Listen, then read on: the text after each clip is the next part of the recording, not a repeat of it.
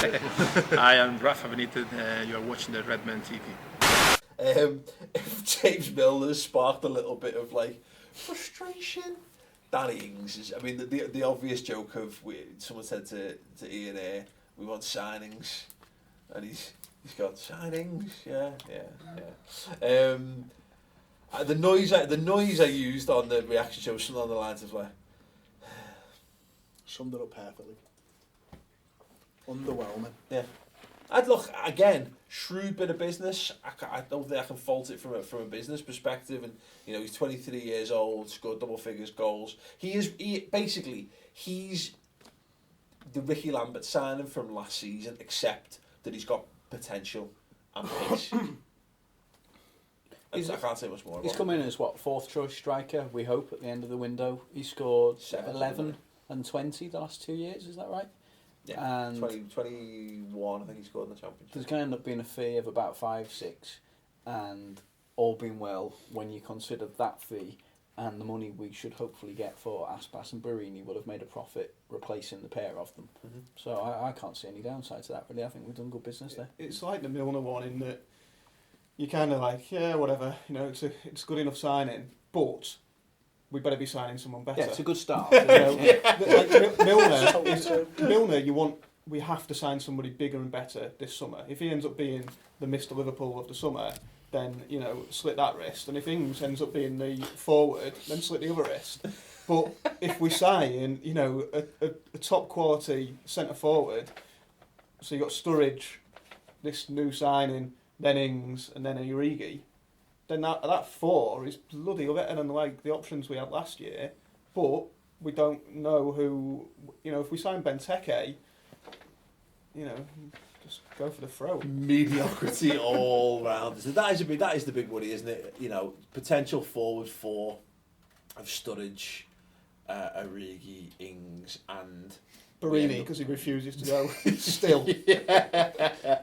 And what will one of them? Maybe we can't. It's Lambert. I was actually thinking this, and again we're going to be doing this on the summer preview show, doing the war chest game. But I was thinking would I keep Lambert just because for the option of him?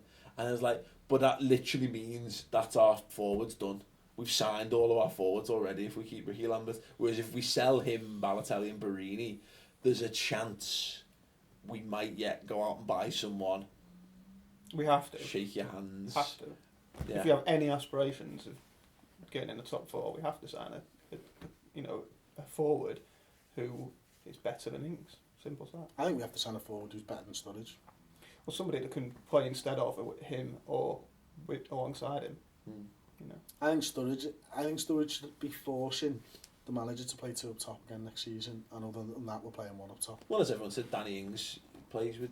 He's never played on his own up front. So I think it was actually Kirsty, the live bird, was saying that you best get used to playing on his Todd if he's going to come to Liverpool. That's the thing as well. If he ends up Sturridge is fit, Ings, he needs to fit him in a team, and then Rodgers starts fanning around and puts him out on the left of the front three or something. And Ings all of a sudden becomes the new Barini, getting shunned all over the show, and then gets loaned out the year after. I presume that's the worry, isn't it? With the personnel already on the books, I presume the option is that we can use Origi as a sort of wide forward. We can play him with Sturridge in a 4-3-3, and then you might get a situation where we bring Sturridge off because of long-running fitness concerns. Bring Ings on and switch to a diamond in a game. Well, there is one makes thing. Sense to me. One That's thing not over tinkering. I mean, I did the reaction to Ings earlier today, and he scored 11 last season. Every single one of them was inside the box, which tells you that he's got something that Lambert certainly never had. Because the legs to get in the box. Well, but more like actually staying in there and but equally seeking. Lambert's best work is done outside the box, and same with Balotelli as well. And Barini, I think, is a box. They'll be lethal up front together next season when we don't sign anybody and Sturridge is injured. But I first game of the season. But I think he scored. I think it was like 4 with his head, 3 with his left foot, 4 with his right foot as well. He's fine, isn't he? And he's one of them players that, same as Origi, to be fair, could actually hit the ground running and could be a dynamite signing for us. But I have to agree with you, Matt. sitting here right now, I'm just thinking this is a bit shit. You know, this is not, and it's no disrespect to Danny. I've got no problem with signing Ings, full in the isolation of it. Just him, he seems sound. He seems like a nice lad. He seems like a good player, good potential. Got the kind of attributes you need, you know, to play in those positions. But you're right. So far, you know, there needs to be.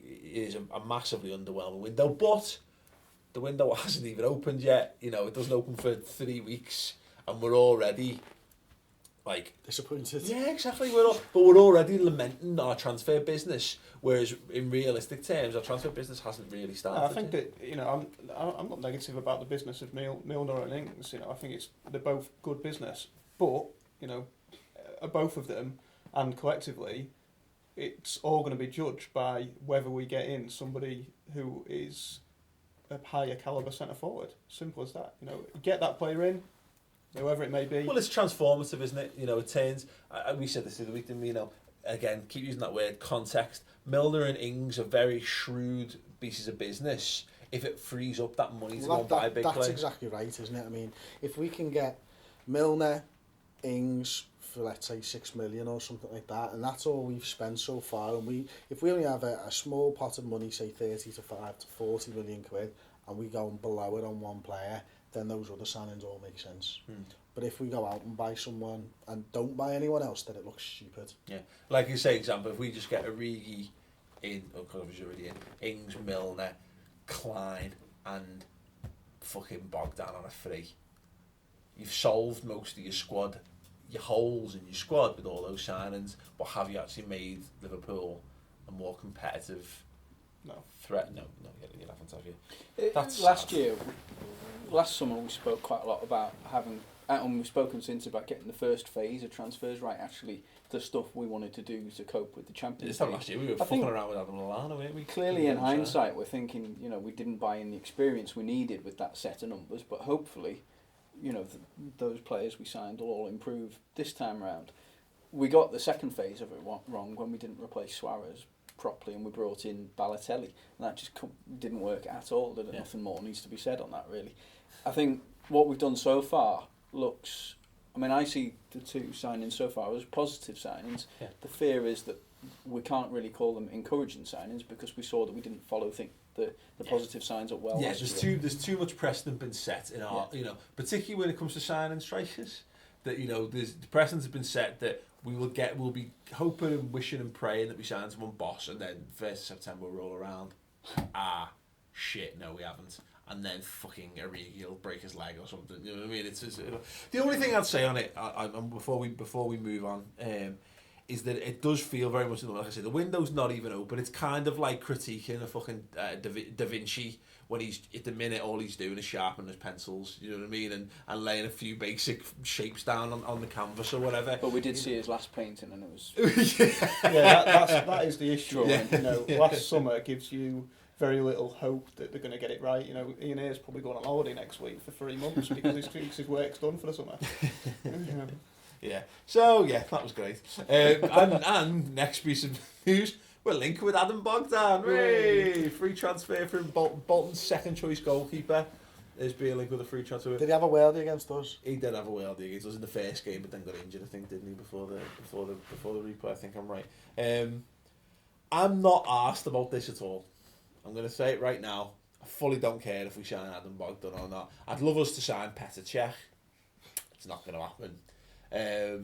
I'd love us to go and buy a really great, you know, competitive goalkeeper. You know, Hugo Lloris has been linked with moves to Man United and all that. Fucking go and hijack that. Go and get him in and say to him and Mignolet, there you go. One of you is the Ter Stegen. One of you is playing European football this year. The other one's playing the rest. Who wants Thursday nights? Who wants to travel? Who wants to see the world, the arse end of Europe for a few months? But no, look, you know, we don't have a backup goalkeeper at all at the moment. He's a decent shot stopper. I just can't. I don't see the point in wasting money on a backup goalkeeper. Who cares to disagree with me? I will, but in the next show. The only thing that, you know, is again the unknown. If Mignolet gets injured and is out for even a month, 5 weeks, Is he worse than Brad Jones? Bogdan. But if you're using Brad Jones as your barometer, then that's what we've maybe been using for the last 5 years. Well, that shows the problem with the club then. Yeah, it does. But that's not the question, Matt. So we should be looking to actually upgrade, not say, oh well, he was shit, so we'll just replace him with someone else equally shit. Yeah, I think we are. I think he is an upgrade, but not saying it's a world of an upgrade. But so there you go. If you want to check out the full video, go to the redmentv.com. I know, bellends, utter bellends, money grabbing bellends, as we have been, as I'm sure subscribers will know, for 3 years now. So if you're not aware of what the Redmen is it for this summer, fuck me. So how do you not know? We're not doing enough to push it, but we are now. Yeah, go on the redmentv.com, check out the full video. You get a 3-month trial if you sign up now, and then it's just £2 a month, which is just fuck all. If you don't want it, asked. There'll be plenty of free stuff on the YouTube channel and on the website from now until the end of the summer and then beyond, because that's what we do. So yeah, we'll hope to see you there. Hello, welcome to the Redmen TV, a special show as Danny Ings has been confirmed as a Liverpool signing for next season. He's agreed personal terms with the mighty Reds and will join up with the club on the 1st of July when the transfer window opens.